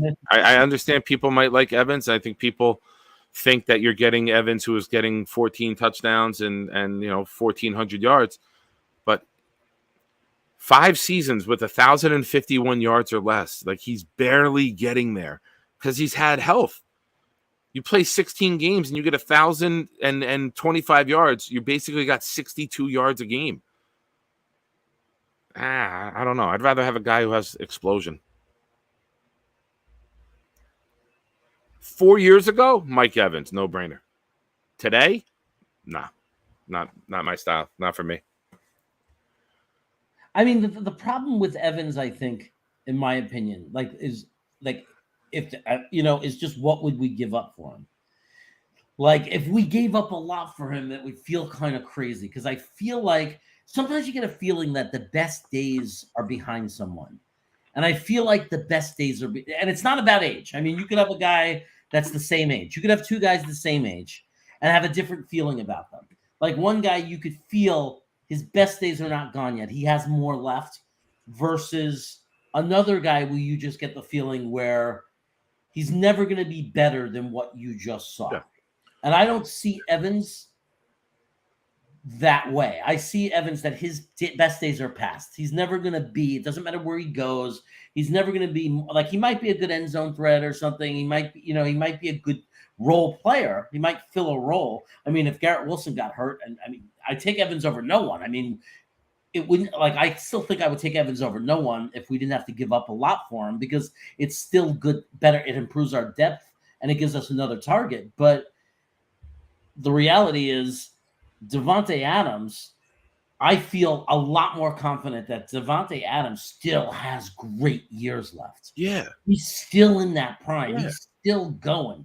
You put him with Aaron Rodgers right now on this team with Garrett Wilson, and now the other teams can't double cover him or key him as much, because you can't. I mean, game over, man. Game over. So, I mean, there's no argument. And because we need a super we're going all in. We went all in anyway.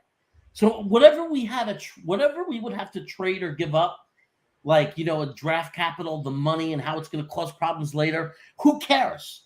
You stick Davante Adams on our roster, and I'm the last person to usually say that. I'm all about building in a way that you sustain. But come on, this would be the best opportunity we had for a Super Bowl. If you put Davante Adams on our team, in my mind, we are number one, the favorite and the best team in the NFL, because that is not something any defense I can imagine stopping.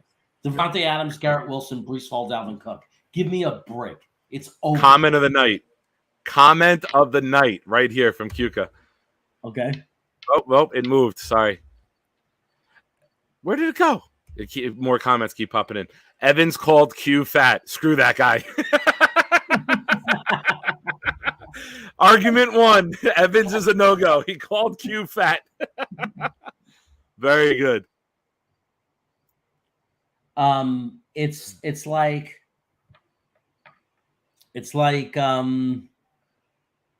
yeah, I mean, he hurt his feelings and everything.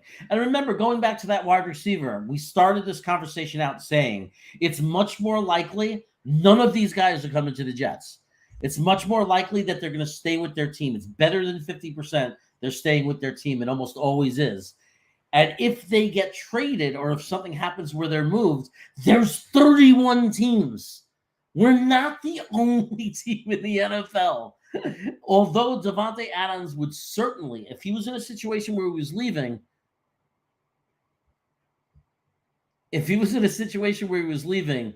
I certainly believe that Davante Adams would choose to go to the Jets, to be with Rodgers and to say, I'm going to win a Super Bowl. Yeah. You keep removing me? Are you the one removing me? I have one of the touch pads, and as I was sliding the mouse to get over to unmute myself, I must have tapped as I was. Okay. Whatever. I just want you to know how that feels. I know how it feels. It's not the first time. Just a reminder for everyone, we are in the midst of our coaches presser segment. This is for you guys in the chat. This is where you get to ask questions and get on the air. We got 10 more minutes left of it. I see a question from Kuka. Dude, this feels weird because you're Robert Saleh. I should be on the Jeff Ulbrich side, and you should be on the Saleh side. you got the bald head, and you're squinting all the time. You just want to so badly take over the show. Here you go. I'm not taking over the show. It's our show together. What are you talking about? That's not me. That's not me at all. Just giving you a hard time. You think Chandler Jones wish he signed to the Jets over the Raiders? That's an interesting topic. Have you seen Chandler Jones sharing his text messages? Tongue twister, to Josh McDaniels? Josh, I'm at the facility. I'm trying to work out. I can't get in. Like, what's up with this? Like, this ain't right. Like, he's sharing his text to the coach, and now he's not part of the team, anything with the team. Not to get too much into the Raiders, so we'll do that in 2 months. But Josh McDaniels just showing again that Josh McDaniels is not the guy to sit at the head of the table. He's a pawn that needs to be led. He's not a leader.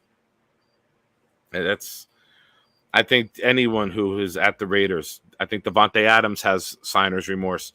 He went there and forced a trade there to play with his best friend from college, and they told him, Carr, not to even come to the facility the last 2 weeks because they didn't want to have him even get hurt.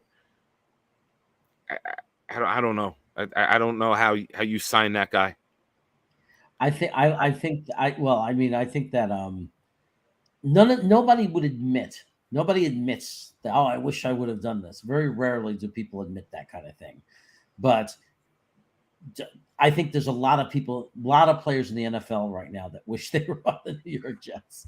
But we're not the only great team. There are plenty of players very happy to be on the Philadelphia Eagles, the Kansas City Chiefs, the Cincinnati Bengals, the Buffalo Bills. There's San Francisco 49ers. There's a lot of good teams in the NFL. And I'm sure all those players are very happy and excited and believe that they can win. You know what I mean? We're not the only one, but we're definitely one of those kind of teams. Man, let's review that real quick. So early. I'm going to bring up one name. I'm going to add to your point. Mm-hmm. Calais Campbell chose Atlanta Falcons over us because he wanted to play more D end, and we wanted him more as D tackle. Let's do a little what if scenario here. What if we gave in to Calais Campbell's demand to play more defensive end? We may not have drafted Will McDonald. Right? We would have added another D end. We probably wouldn't have drafted Will McDonald. And Will McDonald went from a lot of Jets fans saying it was a reach to possibly being a steal. So, domino effect of good things happening for this organization too.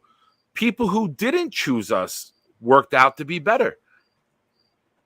It looks like it's going to work out better. The kid hasn't played a game yet, but he looks very promising. Do you know what's absolutely crazy? I just want to say this before I'll address my opinion on this. What's absolutely crazy is that Will McDonald, it's not impossible.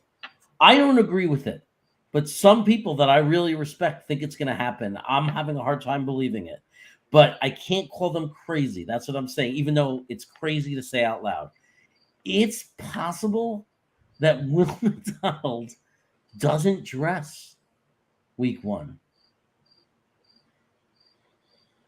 and has trouble getting onto the 48. It's possible. I can't see that. I can't. Are you willing to share whose take that is so I could see, like, if I respect them, or do you want to text it to me if it's somebody? Oh, no, I'll say it. He'll stand by it. Tom C.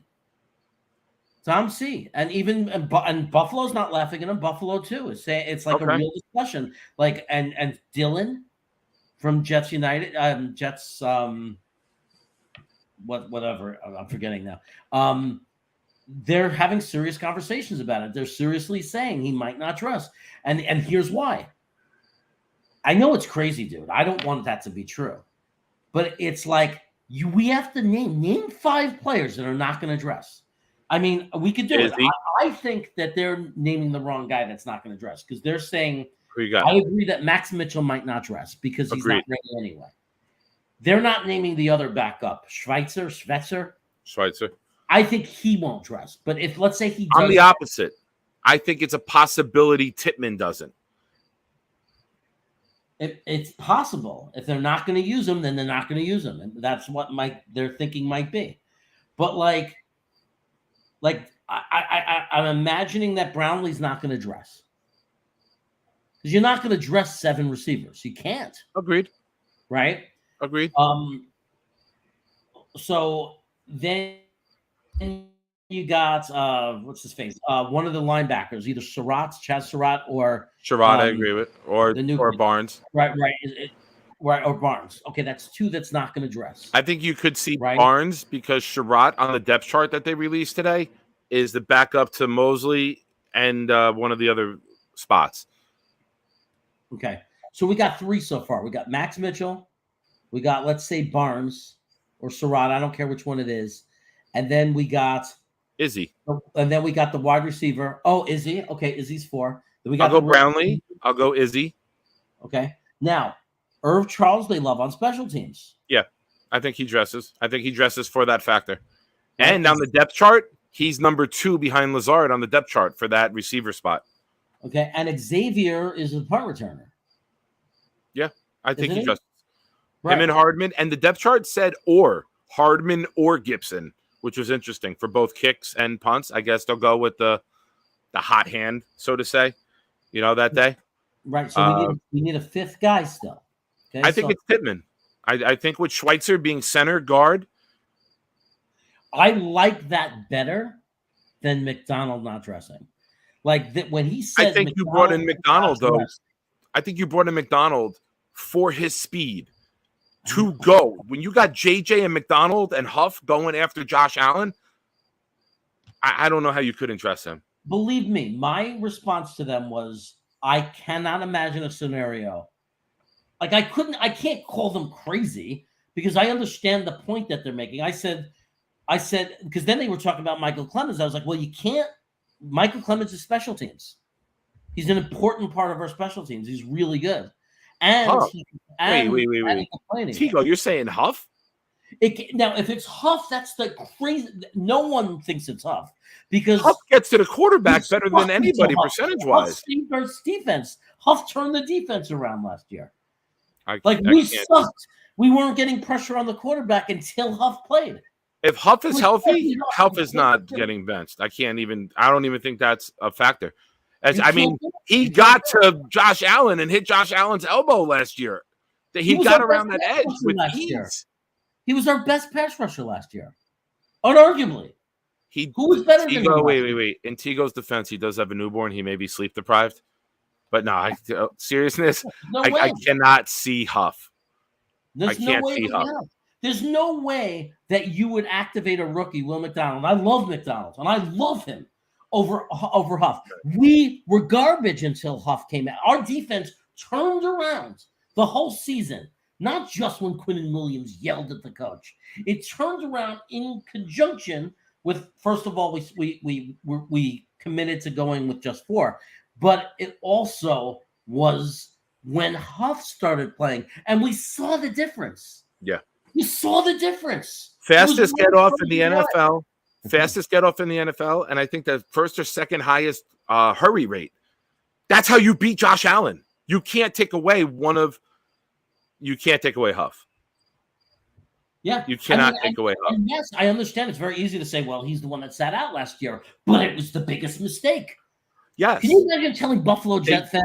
They sat him because they didn't know what he was yet. When they saw what he was, he was. Yeah, I can't see Huff. I don't think if Huff is healthy, if health is not an issue, Huff has to be out there. Huff is too impactful. Someone has to tell me who was a better pass rusher last year than Huff. I don't know who it was. I don't think we'd take anyone from the D-line guys. I think this whole entire scheme is off of 10 guys. And I think that I don't think it's a possibility. They dress 10 every week on this D-line because, as Robert Saleh has said, we go as this D-line goes. They want the extra bodies. They want the fresh legs. They want the rotation. They want to wear down your offensive line. There's no way we're sitting one of the defensive linemen. Everyone healthy, all 10 play. Quote me on it. Call me out if I'm wrong. Yeah, look, that's what I think. Because because I said Solly Thomas and I was wrong because sometimes I don't get into the little technical things, and Dom C quickly straightened me out on that. And I'll admit it. Because Dom C is the only one who plays the reps for Quinnen. He's our only true three tech. So behind Quinnen. So it can't be Solomon Thomas. Right? It's not gonna be him. You gotta dress Jefferson and freaking Al Woods. I mean, I would imagine Clemens is the special teams thing. And how do you freaking not dress Clemens after what he did last year? People are forgetting. He impacted every part of special teams. He did great every time he got the opportunity. I mean, I think that it's just going to have to be the way you said it. Like, it's going to have to be 2 offensive linemen are going to have to not dress. It's going to have to be one of the backup tackles and one of the backup guards and centers. You know what I mean? It's going to have to be those. It has to be. All right, let's put a wrap on this, and we'll move into the next segment. If Izzy, Max Mitchell,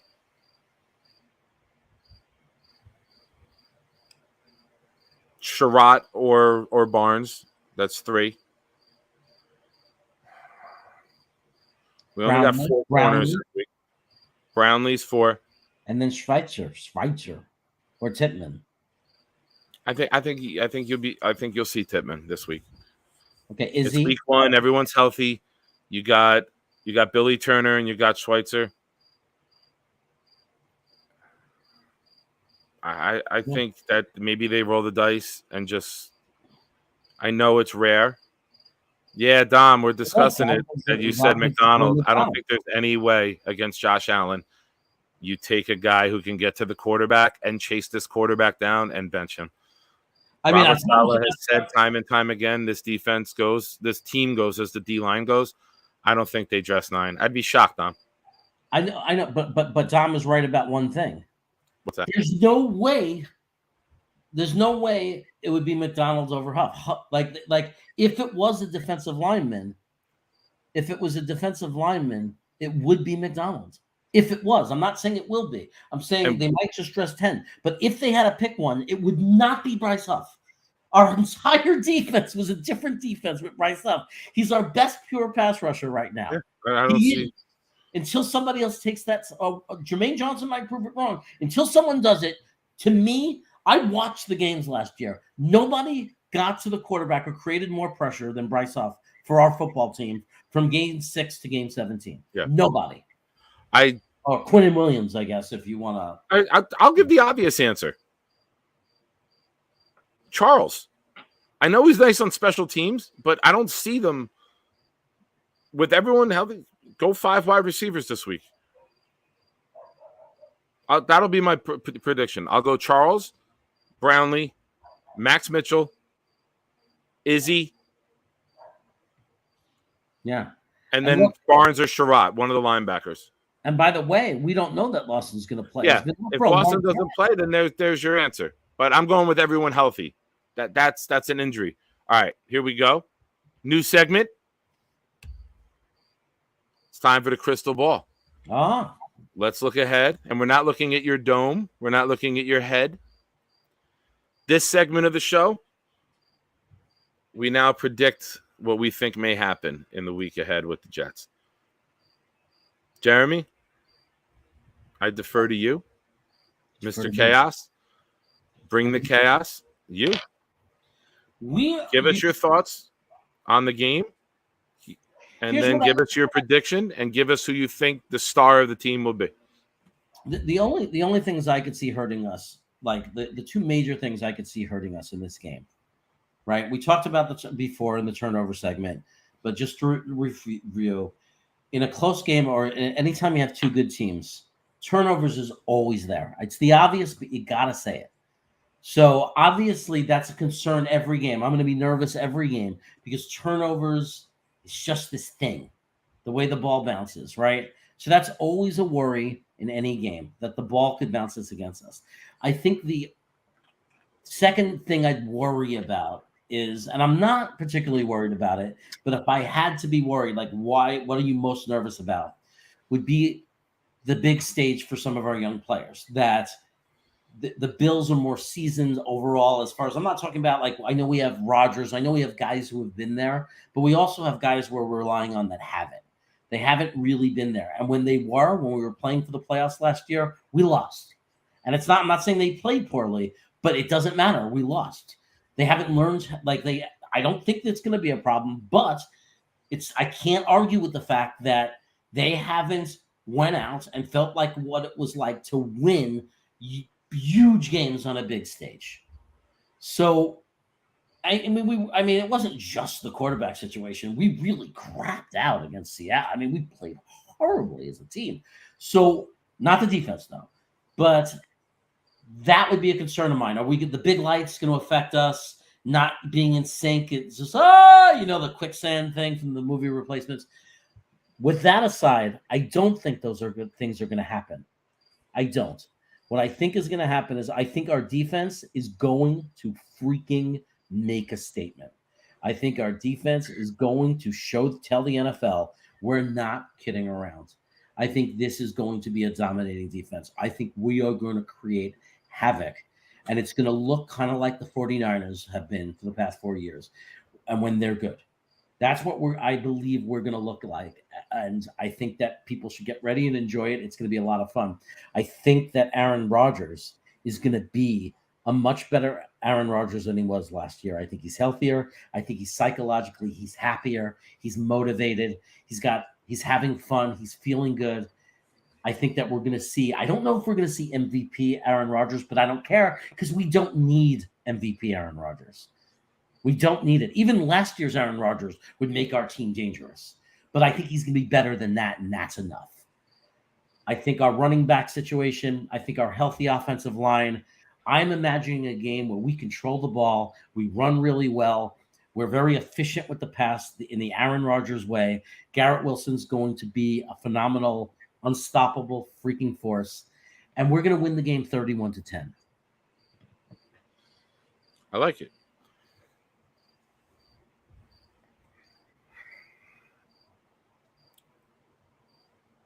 We've been built for this moment, for this matchup, and for this season. We've waited a long time to have respect on and off the field. We've waited a long time to be respected by our opponents. We've waited a long time. 9 of our first 11 games are either nationally televised or going to the majority of the country in the 425 doubleheader on CBS or Fox. The NFL knows, the networks know, we know what this team is capable of. When you can hit the quarterback with 4, you have a chance to win every single week. I don't think a lot of people realize how ferocious this pass rush is going to be. It's going to dominate. It's going to confuse. It's going to frustrate Josh Allen. And if he can't get the ball to Diggs, we know that's a volatile situation waiting to happen. We saw it last year in the playoffs. We saw a tease of it this year in the offseason. I don't want to be the team being aggravated anymore. I want to piss off and aggravate the other team. I want to see them fighting on the sidelines. I want to see them finger pointing. And how do you do that? You get to the quarterback time and time again. We are built to beat the Buffalo Bills.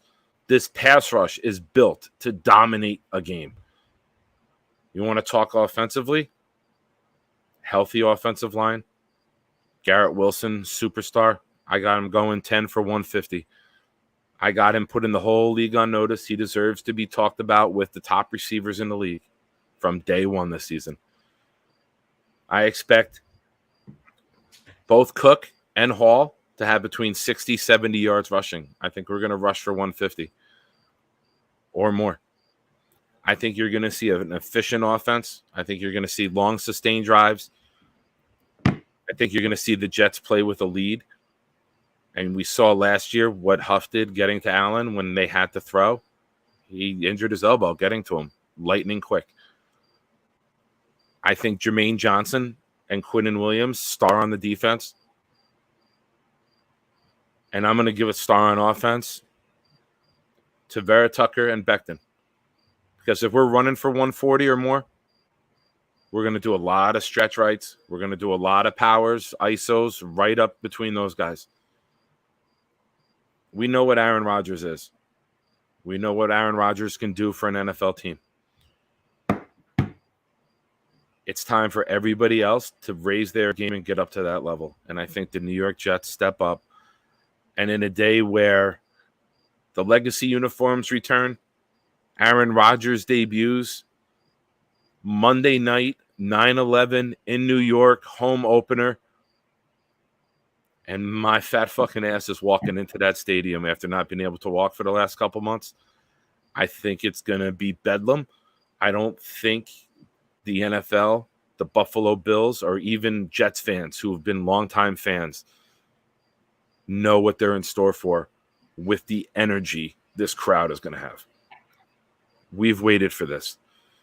09 and 10, it was a fun home field advantage.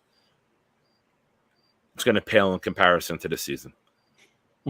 I think there's a freight train coming on the tracks, and the Buffalo Bills are about to get steamrolled. I see 34-17 Jets. I've said it for months. I'm not changing it now. I cannot wait to see what this team does. I cannot wait to experience the energy. I cannot wait to lose my goddamn voice by halftime.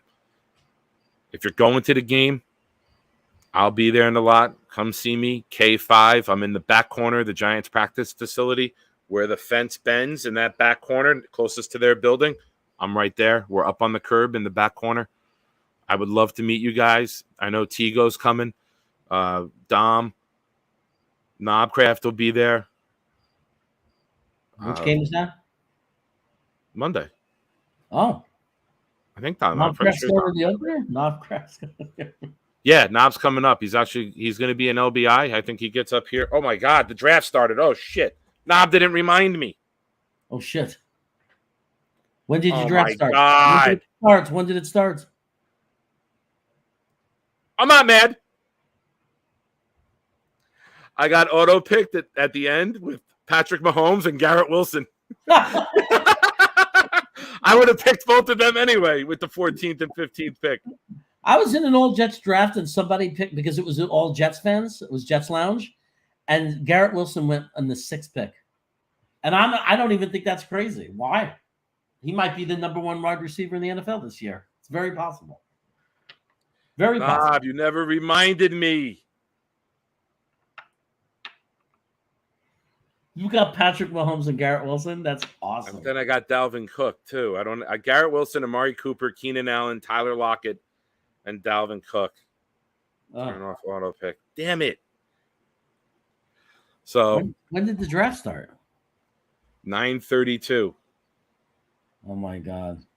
Jesus Christ. All right. I'm not mad. You give me Mahomes and Wilson, I got a chance, right? You think Knobcraft was there laughing the whole time, saying Nick is on the show? I just forgot. Dude, I have 3 teams. I'm done. I'm in 3 leagues. One of them is a $200 league. So that was like the auction. That's my, that was intense.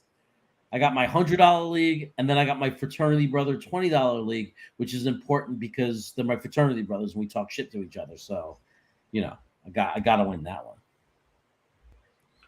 Boom, boom, boom, boom, boom. I remember I beat Knobcraft last year, and then we played in the finals in a different league, and the game that was going to decide it got canceled, because of the Buffalo Bills Bengals game, and so Knob got away with highway robbery.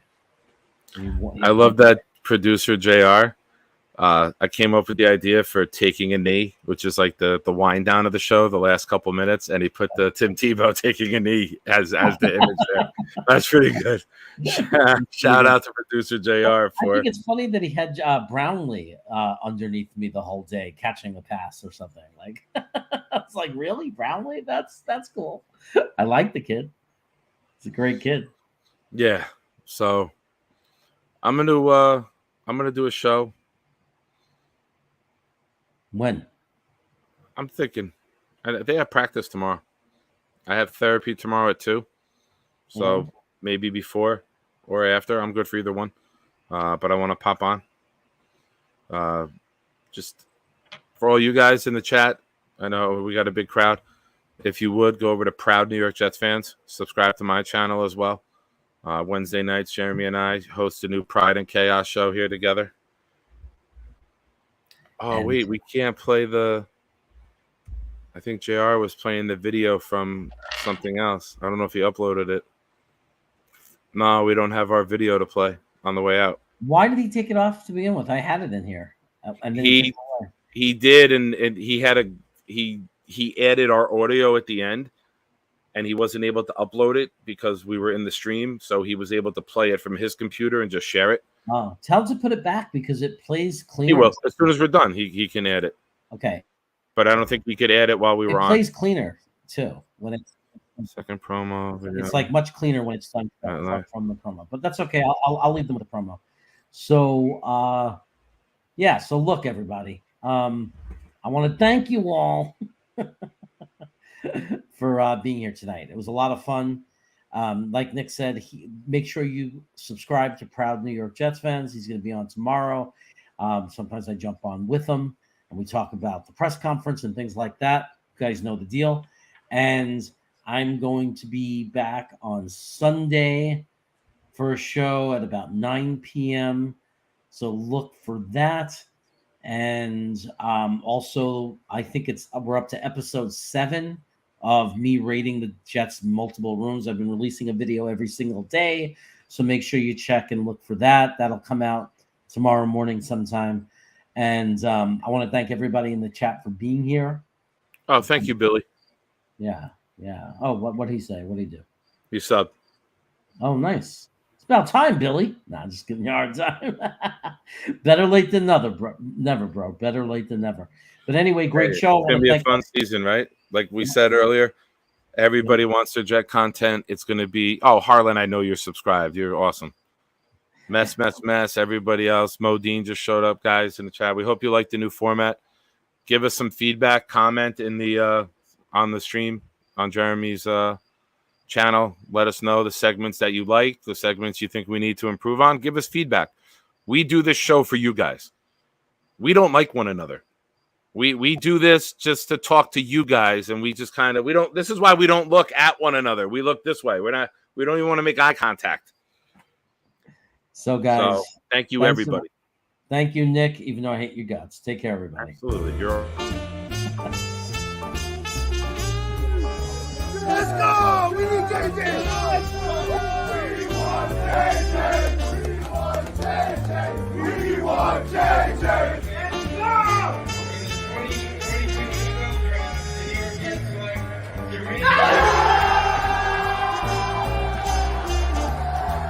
JJ! We got Johnson! We got Johnson at 26! We got Johnson at 26! This is great!